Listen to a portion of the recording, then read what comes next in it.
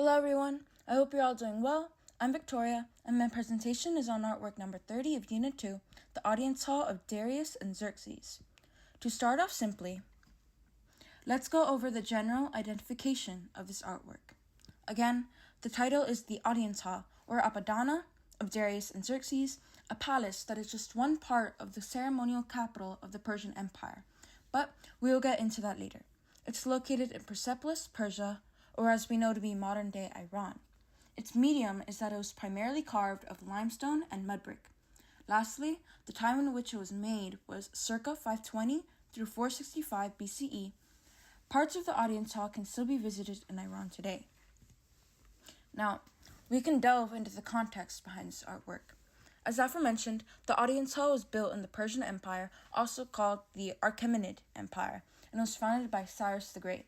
This empire was very large, covering the territories of multiple formerly independent states. Looking at the east, from Central Asia and Afghanistan, to looking from the west, Asia Minor, Egypt, Libya, and Macedonia, meaning this empire ruled around 44% of humans on Earth. That's a lot. The Persian kings of the Achaemenid Empire were fixated on art and architecture, which is why they would often create these immense monumental centers. Darius the Great created the monumental center and ceremonial capital of the Persian Empire, Persepolis, atop a mountain that Darius had deemed as a royal hill.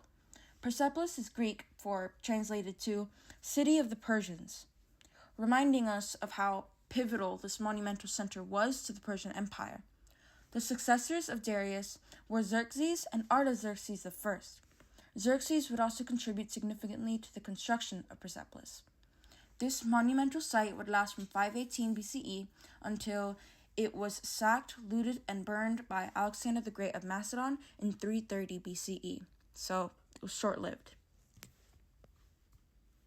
Moving on, it is important to get a grasp of the layout and plans of Persepolis.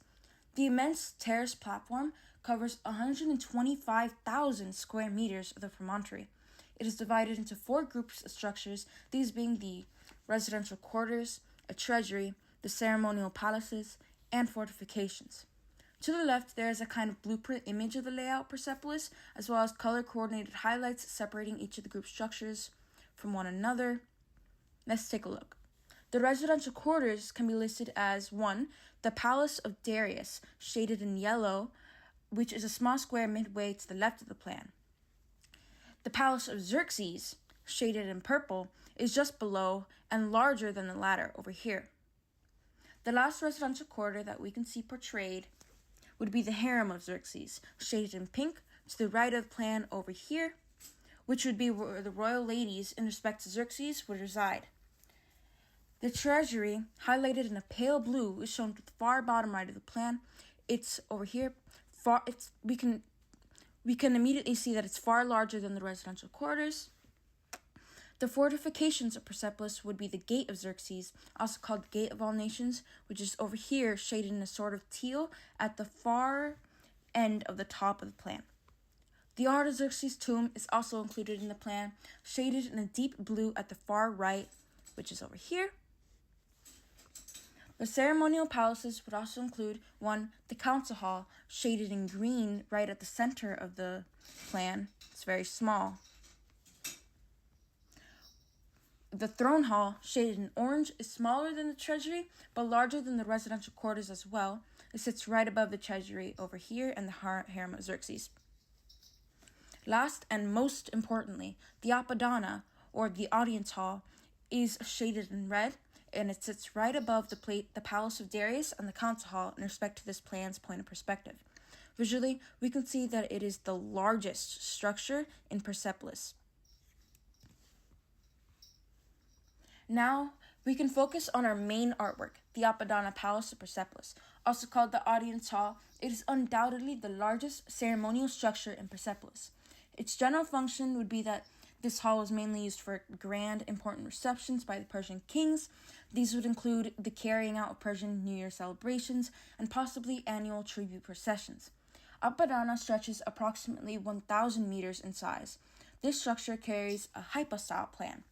Before I continue, can any of you guys name what a hypostyle plan is? I'll pause for a moment as you answer before I continue.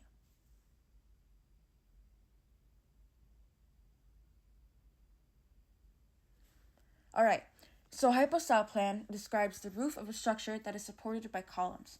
This becomes a recurring theme in architectural structures within the Archaic period among Greeks. Moreover, Apadana consisted of 72 columns, each of them reaching a height of 24 meters.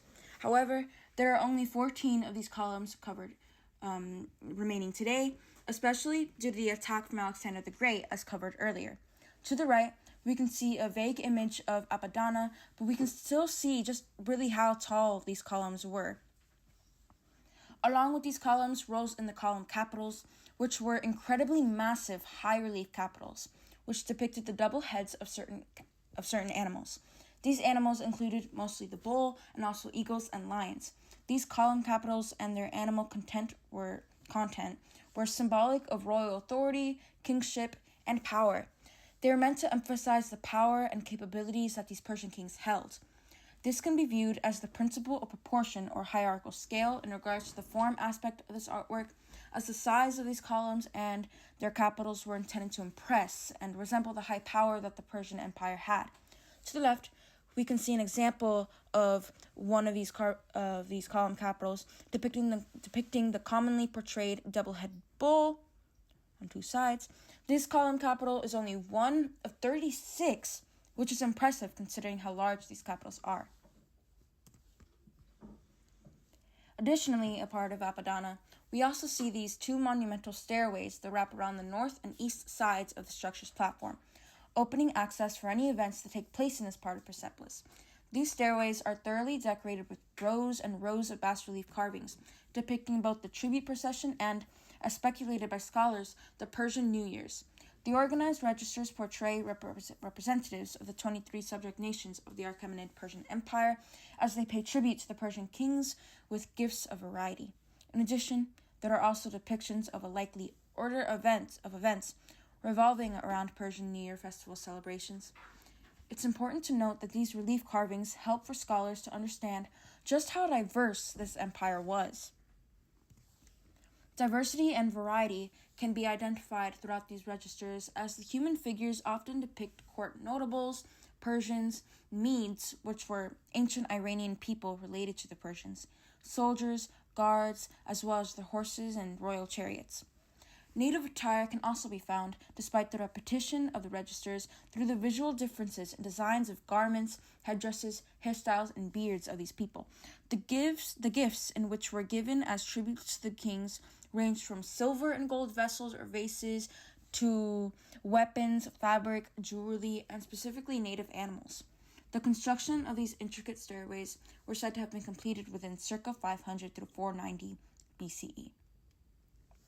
Now, on to the right, we see an image, a close-up of one of these figures on the relief.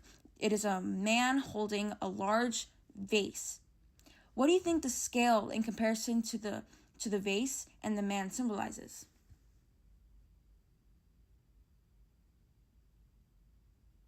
Well, it can be said that it symbolizes that these gifts are meant to have such enormous size for the kings. It's to show their respect and their loyalty by giving them, the kings, such valuable items. In this image, we can see another register different from the other ones that I've shown. Here, we can better see why it was concluded that the lined-up figures from before represented a tribute procession. The figure in the middle, sitting on the throne, represents one of the Persian kings. In front of him, we can see smaller figures leaning forward, holding items in their hand. These items represent the gifts that would be given to the king on the throne, as a token of loyalty. It's heavily evident that the principle of hierarchical scale is represented, as the king of higher power is depicted larger, looking down on the smaller line of men in front of him. In this image to the left, we have a similar series of 3 horizontal registers, depicting the line of diverse men who are on their way to give tribute to the king.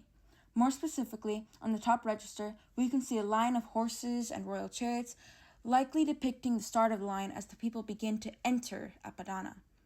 Following the register is the repetition of evenly carved men. Do you guys know what elements and or principles of art can be identified in the relief carvings of these 3 registers? I'll pause for a moment.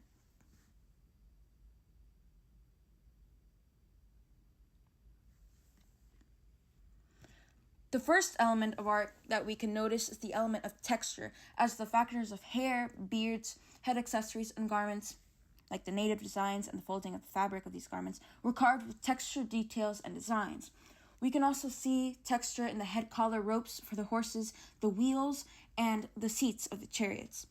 The element of line is also incorporated, as the arced lines in each register, as used in the form of the horses and the roundness of the head accessories and the arms of the people, help to semi-lean this artwork toward a naturalistic approach to an extent. The principle of proportion and pattern can especially be seen to map out the ordered series of events through the repetition of the figures and horses. This repetition within the pattern represents the time passing.